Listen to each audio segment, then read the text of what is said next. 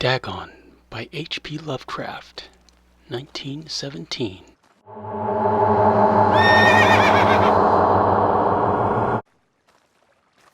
I am writing this under an appreciable mental strain, since by tonight I shall be no more.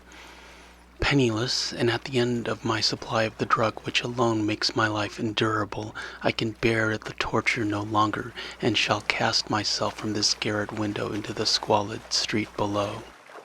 Do not think from my slavery to morphine that I am a weakling or a degenerate. When you have read these hastily scrawled pages, you may guess, though never fully realize, why it is that I must have forgetfulness or death. It was in one of the most open and least frequented parts of the broad Pacific that the packet of which I was a supercargo fell a victim to the German sea raider. The Great War was then at its very beginning, and the ocean forces of the Hun had not completely sunk to their latter degradation, so that our vessel was made a legitimate prize, whilst we, of her crew, were treated with all the fairness and consideration due to us as naval prisoners. So liberal indeed was the discipline of our captors that 5 days after we were taken I managed to escape alone in a small boat with water and provisions for a good length of time. When I finally found myself adrift and free, I had but little idea of my surroundings. Never a competent navigator, I could only guess vaguely by the sun and stars that I was somehow south of the equator. Of the longitude I knew nothing, and no island or coastline was in sight.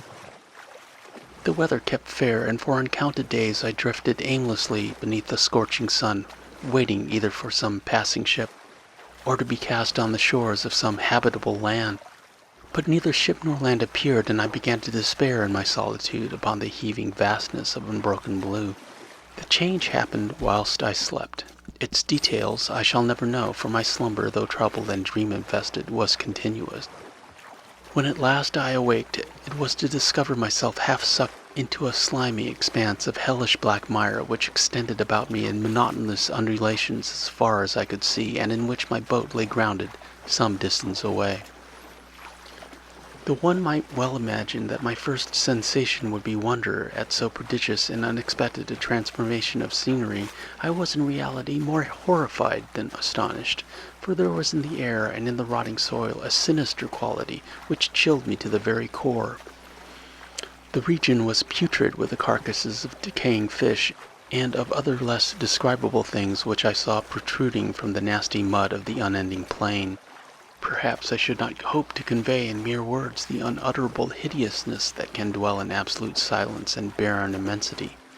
There was nothing within hearing and nothing in sight save a vast reach of black slime, yet the very completeness of the stillness and the homogeneity of the landscape oppressed me with a nauseating fear. The sun was blazing down from a sky which seemed to me almost black in its cloudless cruelty, as though reflecting the inky marsh beneath my feet. As I crawled into the stranded boat, I realized that only one theory could explain my position. Through some unprecedented volcanic upheaval, a portion of the ocean floor must have been thrown to the surface, exposing regions which for innumerable millions of years had lain hidden and under unfathomable watery depths. So great was the extent of the new land which had risen beneath me that I could not detect the faintest noise of the surging ocean, strain my ears as I might. Nor were there any seafowl to prey upon the dead things. For several hours I sat thinking or brooding in the boat, which lay upon its side and afforded a slight shade as the sun moved across the heavens. As the day progressed, the ground lost some of its stickiness and seemed likely to dry sufficiently for traveling purposes in a short time. That night I slept but little, and the next day I made for myself a pack containing food and water, preparatory to an overland journey in search of the vanished sea and possible rescue. On the third morning I found the soil dry enough to walk upon with ease. The odor of the fish was maddening, but I was too much concerned with graver things to mind so slight an evil, and set out boldly for an unknown goal. All day I forged steadily westward, guided by a faraway hummock which rose higher than any other elevation on the rolling desert. That night I encamped, and on the following day still traveled toward the hummock, though that object seemed scarcely nearer than when I had first espied it. By the fourth evening I attained the base of the mound, which turned out to be much higher than it had appeared from a distance, an intervening valley setting it out in sharper relief from the general surface. Too weary to ascend, I slept in the shadow of the hill.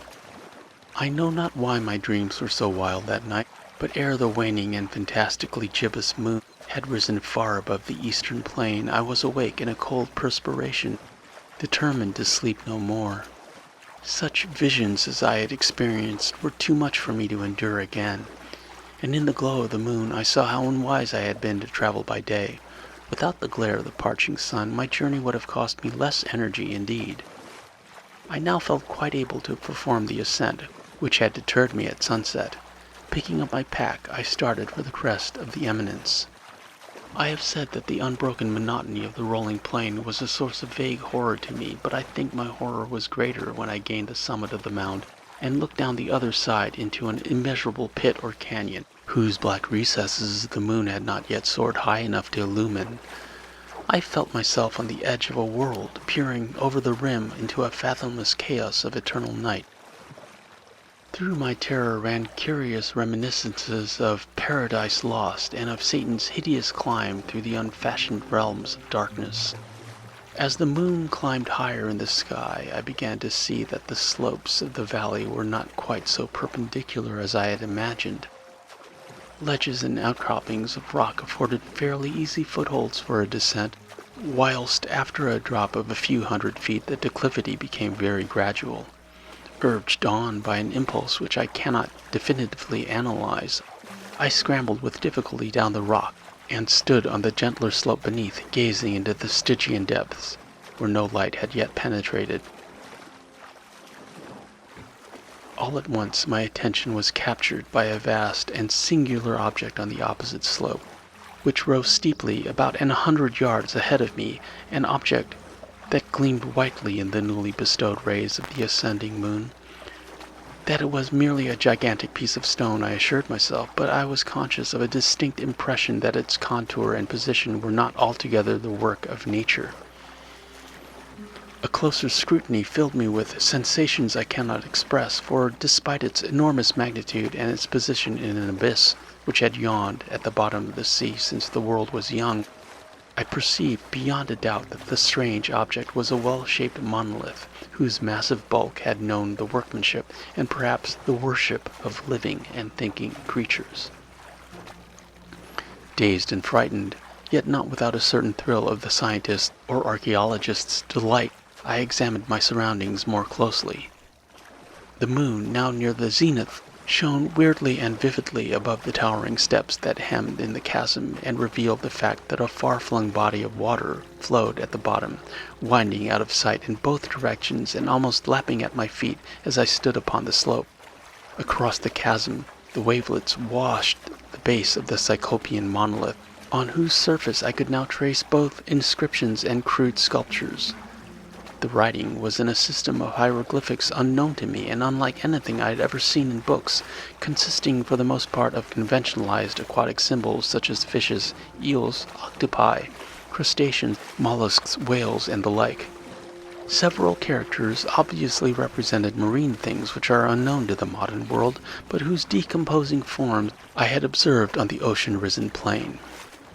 It was the pictorial carving, however, that did most to hold me spellbound.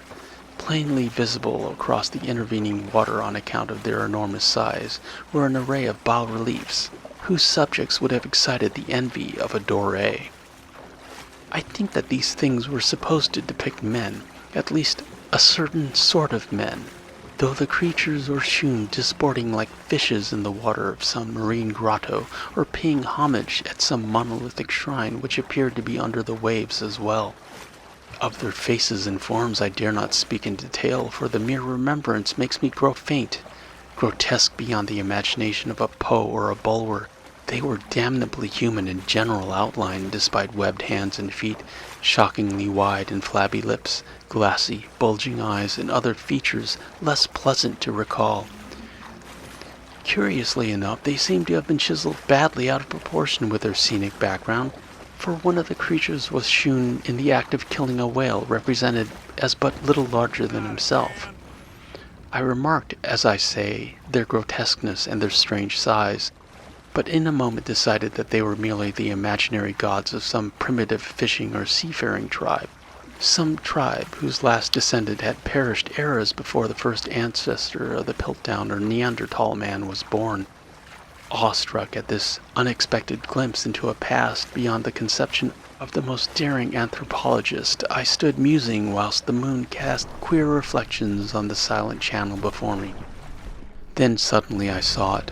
With only a slight churning to mark its rise to the surface, the thing slid into view above the dark waters.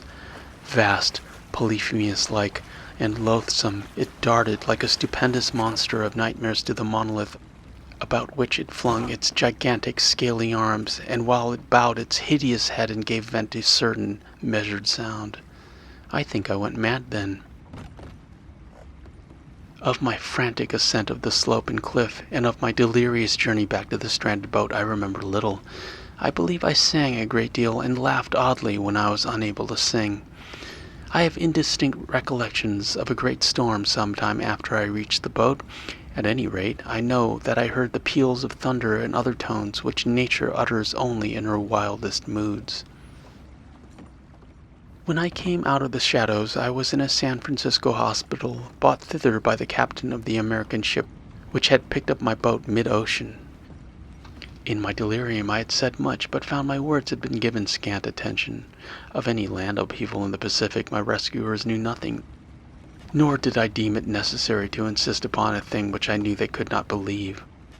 Once I sought out a celebrated ethnologist and amused him with peculiar questions regarding the ancient Philistine lesson of Dagon, the fish god, but soon perceiving that he was hopelessly conventional, I did not press my inquiries. It is at night, especially when the moon is gibbous and waning, that I see the thing.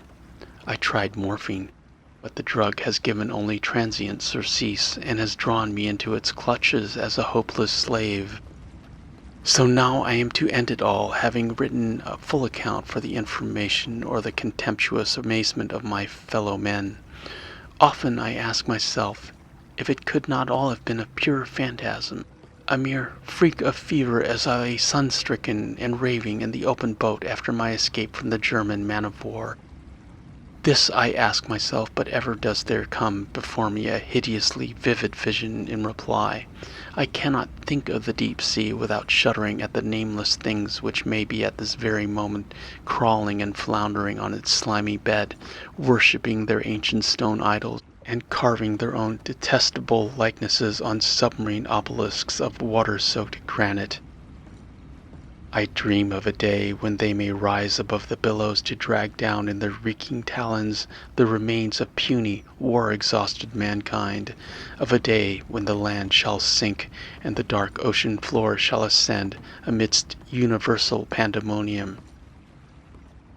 The end is near. I hear a noise at the door as of some immense, slippery body lumbering against it. It shall not find me. God, that hand, the window, the window. I'm Superantonio. Thanks for listening. I appreciate your views. Like and subscribe for more videos and we shall meet again further on down the trail.